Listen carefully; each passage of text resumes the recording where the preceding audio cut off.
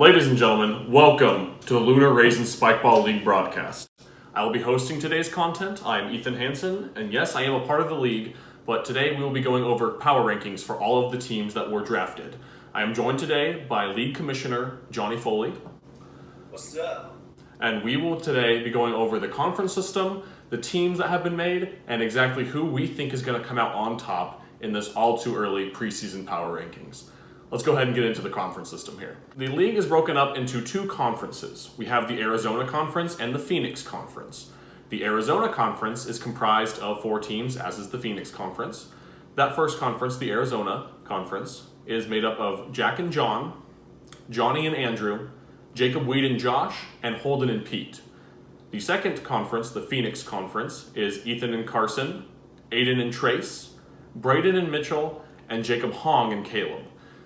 These two conferences will be competing for spots in the playoffs, and the winner of each conference, so one winner from the Arizona Conference and one winner from the Phoenix Conference, will face each other in the Epic Bowl, which will take place at a date to be determined because of the current pandemic that is occurring. Let's go ahead and get into the power rankings here. We're going to keep this nice and short and straight to the point.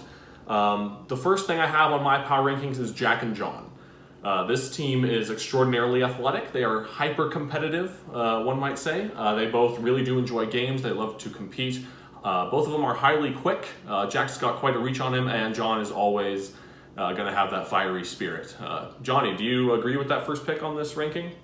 I do not agree with the first pick, only because I put Aiden and Trace first overall on my power rankings. Aiden, when he hosted his own league with just his family, won the whole thing with Quincy. And now that he has Trace as a partner, Trace at GCU plays a lot of spike ball. And once they get that chemistry going, they will be merely unstoppable. All right, that's a good point. However, you need to also consider that the competition in the family league is not going to be as tight as this competition will be. True, but Aiden was the most valuable player in that league.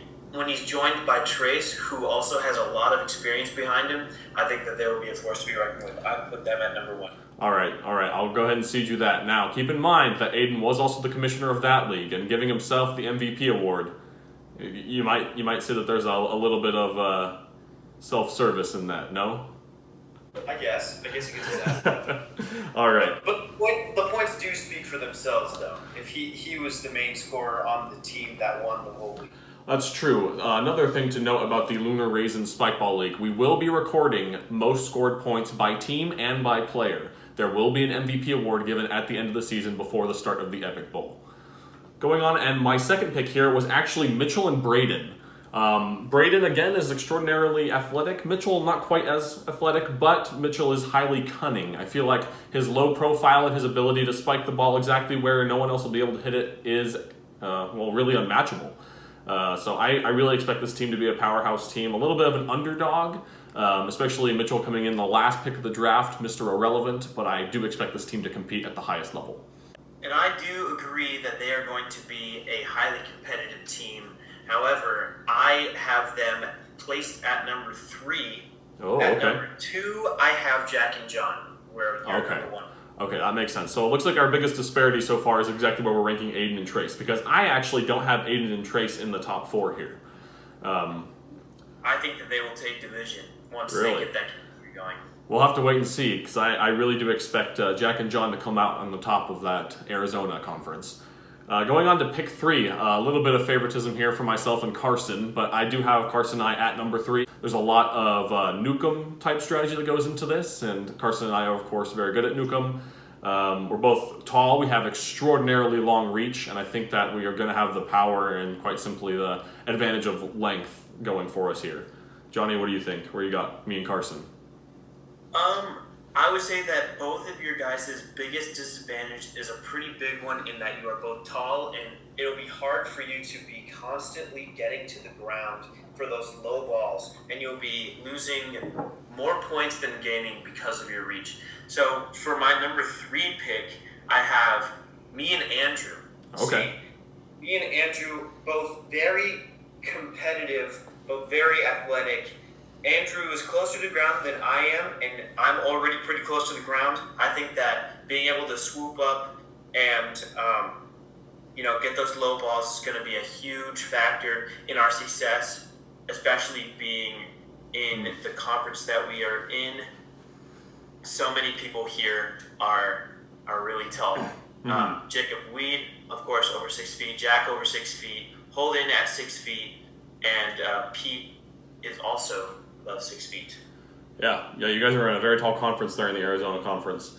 I actually have you and Andrew at number 4.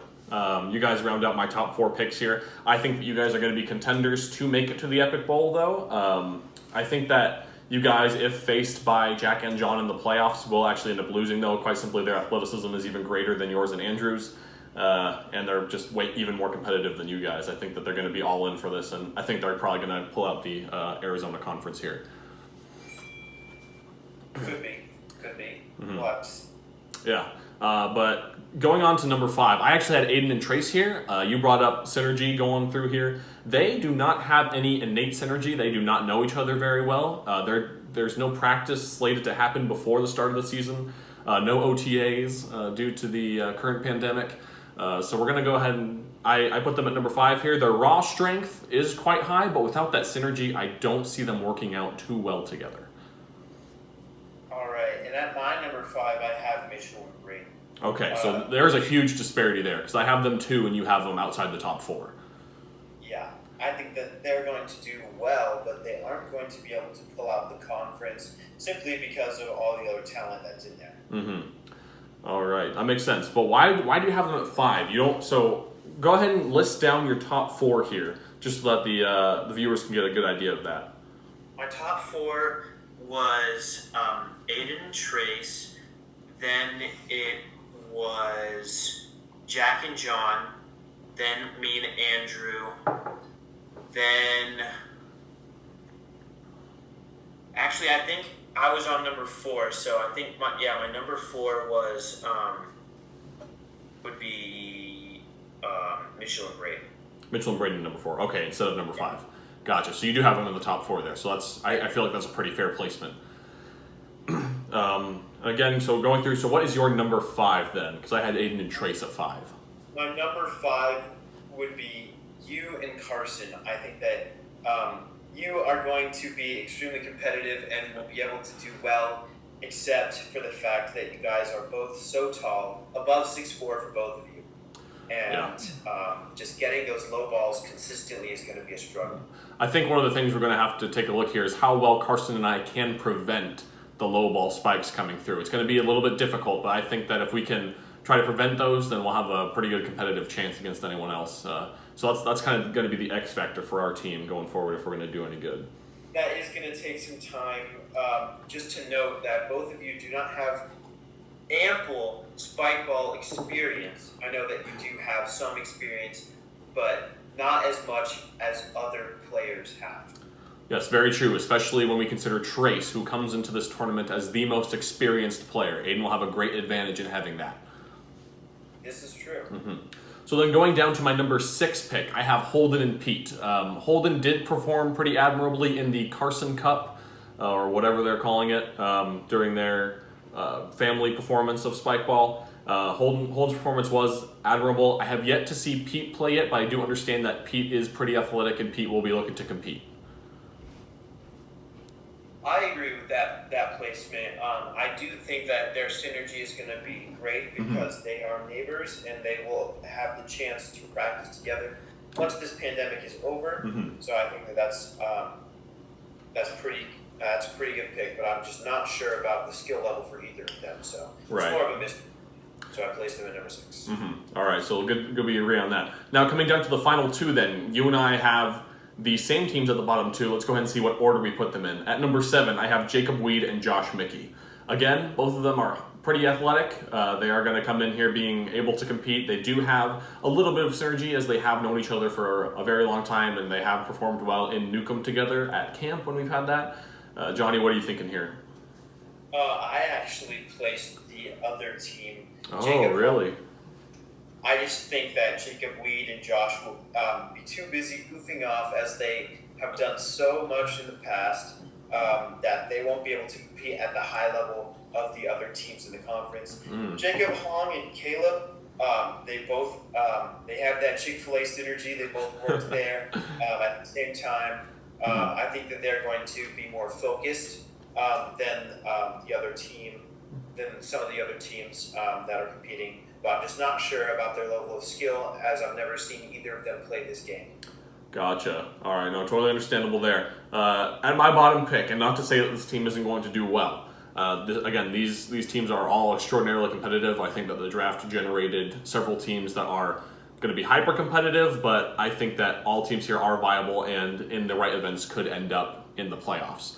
But at my number 8 pick, I have Jacob Hong and Caleb coming through.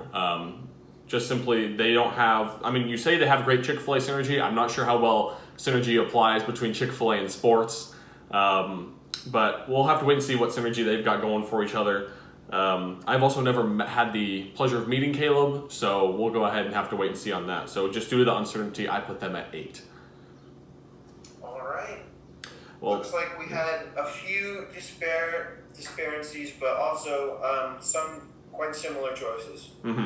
So who do you have as winning, taking your own personal bias out of effect? So if you could not win the cup, if you could not win the Epic Bowl, who would you choose as your victors? If Aiden and Trace get their stuff together by the playoffs, I think that they will sweep. I don't know if they will sweep. I think they're going to be very competitive. I think that the Epic Bowl will come down to Jack and John versus Aiden and Trace. All other factors removed. Trace with that experience and Aiden with the athleticism, and then the other team with just the raw athletic competitiveness that they just have. We'll see. It's going to be a very fiery match if that comes down to it, and no matter who ends up in that Epic Bowl, it's going to be an epic match. Very true.